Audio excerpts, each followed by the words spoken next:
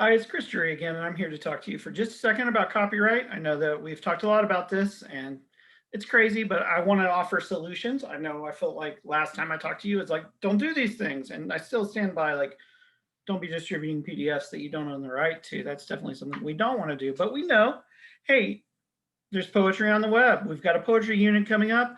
We want to use Poetry Foundation because we don't love everything in the textbook. There's also going to be expository and persuasive text coming up, and you're going to want to use newspaper articles. So how do you do that? Let's talk about poetry first.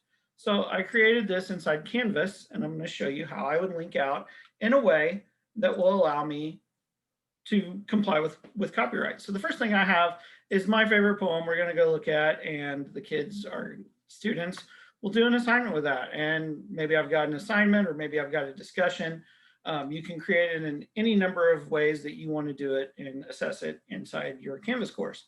So what I've done here is I've edited this discussion, and I've used the HTML, like add in an HTML link onto this word so that hyperlinks out to the poem.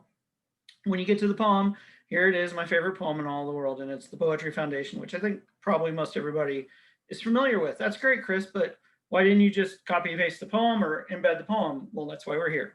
So I came down to terms of use, which you'll notice all the way down at the bottom of the website. And it's usually in this kind of area where they're like, oh, here's all of our contact information and our logos and all of that. You click terms of use, which then opens terms of service. So terms of use and terms of service will be interchangeable. It goes through all the different things: intellectual property, embeddable widgets, which is about their apps. And you kind of have to think through like, okay, I'm not trying to submit right now. Maybe you do it some other time. That's your prerogative. Copyright infringement. I need to read through this. It's going to say almost all the same things that all copyright infringement says, but we want to check and see if there's anything specific to this. So creating a user account, I don't want to do that. I don't want my students to do that. Unlawful or prohibited use. Anything in here is basically, these are things that'll get you in trouble. You should read through that.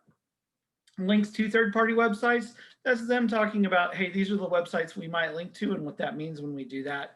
And it's kind of them covering themselves there. And then here's where we really actually want to be, is links to the Poetry Foundation services. And it tells you when you create a link, you're agreeing to these things.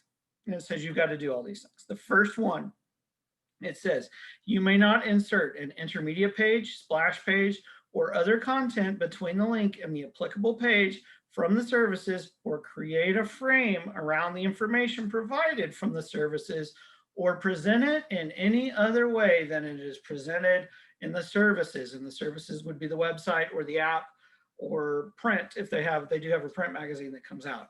So if you're linking, it needs to go to exactly the place they need to go, and it needs to pop out. It doesn't need to have a frame around it. It doesn't need to have like pictures and a way to annotate it. Sadly, it doesn't need to have that either. So, well, what does that mean? That means that you pop it out in this way. So when you create a new discussion, or you come into this and you're going to add, all right, I want to add a new module onto this, and I'm going to put a different poem in there, and I want it to be a discussion. Okay, and I'm going to say new topic, new poem, and I'm going to add that item. It's just going to come up and there's nothing there. You probably are familiar with this. You've used Canvas before, I hope. And so we're going to go in and we're going to edit, which is right here. And when we edit it, then we can type in all the things we want to type. So read this poem, use TPCast to explicate in the discussion below. Okay, and when we say this poem, we can make it super easy, and we can add that external link, and we title it, and then it goes right here to, there's the poem, because I've already put it in a few times, so it comes up, but you could just easily copy paste it.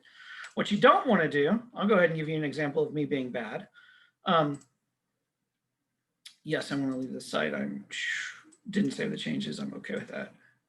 No, but I didn't do it. All right, so yes, leave. All right, so sorry. it gets to be weirder when people are watching you. I'm sure you've experienced that. All right, so I want to add a new one, and this time I'm going to do it wrong. So what I want to do is do external URL. I want to put, we'll use that Poetry Foundation link, and we'll put poem as the title. When it does that, it creates a link. And here on the link is the frame that they're talking about. This is my interpretation. There may be things I don't know that says, oh no, it's completely fine. But for me, and for what I've been able to read and understand and what I've talked to with library services about it, we need to link out, not embed. So don't do this. This would be a bad example. Uh-oh, I did it. What do? I come back and I delete it, or remove it in this case is what it says. Yes, remove. Oh, and also that was probably an example from an earlier conversation, so I'll remove that example as well. Okay, great, Chris, but what about newspaper articles? Because newspapers are different websites. Okay, so here's my Leonard Pitts, Riding the Subway, Social Media is Deadly article that I'm a big fan of. If you've ever talked to me and had to listen to me in an expository, exemplar, mentor text kind of way, this is probably the one I used. And you're probably tired of hearing about it, I'm sorry, but here we go. So I've linked out in this way. I did not actually use the HTML editor. I just lazily copy pasted the link in there. You can do that. It's probably better to actually highlight and put the HTML in there because it at least looks prettier. So then I get to the website. Well, here I am on the Miami Herald. You can see like all their current advertising is around this, which I think, and links to other stories and all of that. When you get down, there it is again at the bottom, terms of service. Their terms of service are a little trickier to read. They don't talk about linking out, but they talk about your agreement. They talk about what you can do, about registration. One problem with linking to almost any newspaper is they usually have a 3 or free, and then you have to sign up and pay to get in. So make sure that you have your students, number one, never give them, don't use Google to sign in. Don't sign into their website. If it requires that, test it first. If it requires that, don't use it. Or we can't require students to sign up or share their information with anybody. And again, TI Squared has a bunch of approved apps and they have processes for that. If you're like, I really want them to be able to go to the Fort Worth Star Telegram because our librarian has gotten us a subscription and all that, then you can talk to your librarian who probably actually already has a login for them, or you can talk to TI Squared. But even Fort Worth Star Telegram is free, and then you've got to start paying and you got to create an account. So your use, it talks about copyright, and it basically says we own copyright. Please don't redistribute, including without limitation, content provided to licensors and so on. You will not in any way infringe or do that. You will not republish, but it says down here, you can essentially email a story to a friend or purchase the rights to the story to reproduce. But what that tells me is like, it's okay to link out. And you're basically saying you have to follow our rights once you link out. It gets into a little bit about content feeds, which is the closest thing I can think of as to a link. A content feed is going to be a live feed where it'll keep all the regular articles from the newspaper up at the top, and like what's most important right then is going to be an RSS feed. But it says essentially that, again, you're not going to put anything around that feed that says this is a dumb message or anything around it that says, hey, this is my idea, or I wrote this, or this is my rights. It just links out to their website so kids land here. So essentially, as long as we're linking out in exactly the same way I showed you with a poem, we are not violating copyright. We are within copyright. When you link out, there's no way to annotate. All right, you can't go in and number the paragraphs. So if you have your kids and you want to ask them questions about specific paragraphs, you have to get creative. You're going to either have to ask them to count, which is going to be time that they don't want to spend on that, and time you don't want to spend on that. You may have to write, hey, the paragraph beginning with these words, or the paragraph where he talks about this, or so on and so forth, and then get to your question. I would recommend using Canvas discussion or an assignment, and then linking out. And then once they come back and after they've read it, they can bounce back and forth between their tabs to answer their questions. Is that problematic? Yeah, it's a little problematic, and it's one of those things that we know that students are not doing so well, but it is the workaround around copyright. Now, that said, textbook is probably the best way to go on not much of this, but textbook is not always up to date on current affairs in those expository and argumentative texts, and you need those, and I understand that. Also, we don't, as a district, control those newspaper articles, so you need to make sure that they are appropriate. The poetry is appropriate. Whatever you link to, make sure that the website is actually the website that has the article. They have the rights to the article. That article that I just linked to on the Miami Herald, I found on another website. It was a PDF and it had the Miami Herald's logo on it, but it wasn't the Miami Herald. So that person was in violation of copyright for putting it up. And so I found it on the web and linked to the original. And that's what you'll have to do in some of those cases.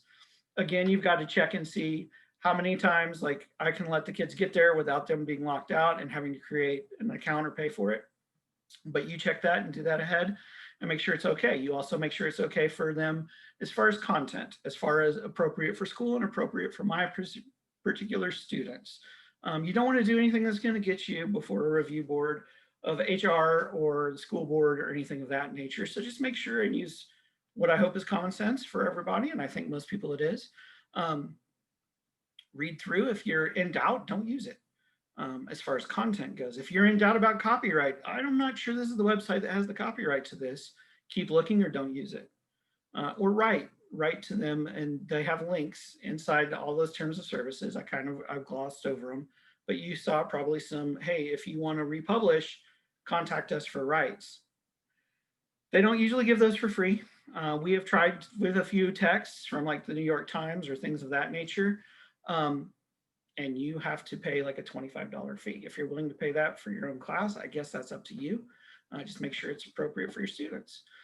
I hope this is helpful. I know it's a lot of information. I wish I could make it go faster, which may be evidenced by my talking too fast sometimes. If you have questions about it or you need me to walk you through it in a more personal manner, feel free to email me, visit me in office hours. I'm available every Monday and Wednesday from noon to 1 via Zoom, and those are posted on Curriculum Central under ELA.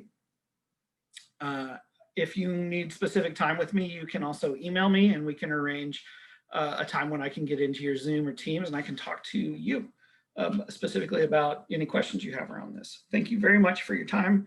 I hope this is helpful. Have a great day.